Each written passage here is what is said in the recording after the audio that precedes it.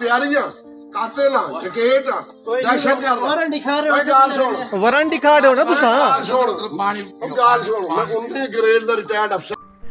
अस्सलाम वालेकुम नाजरीन पाकिस्तान तहरीक इंसाफ के वर्कर्स जिनको अदालत ने रिहा करने का हुक्म दिया और हुक्म के बाद उनको रिहा कर भी दिया गया, लेकिन रिहाई के फ़ौरन बाद पुलिस उनको किसी और केस में गिरफ्तार करने पहुंच जाती है। ਸਪਿਆਰੀਆਂ ਕਾਤਲ ਆ ਡਕੈਟ ਆ ਦਹਿਸ਼ਤਗਰਦ ਵਾਰੰਟ ਦਿਖਾ ਰਹੇ ਹੋ ਗੱਲ ਸੁਣ वारंट दिखा रहे हो ना तुसा ਗੱਲ ਸੁਣ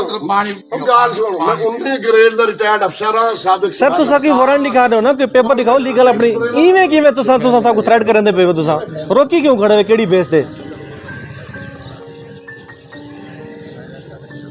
ऐसा कोर्ट दा ऑर्डर घेन के ऐसे तुसा उनको वायलेट करन दे पे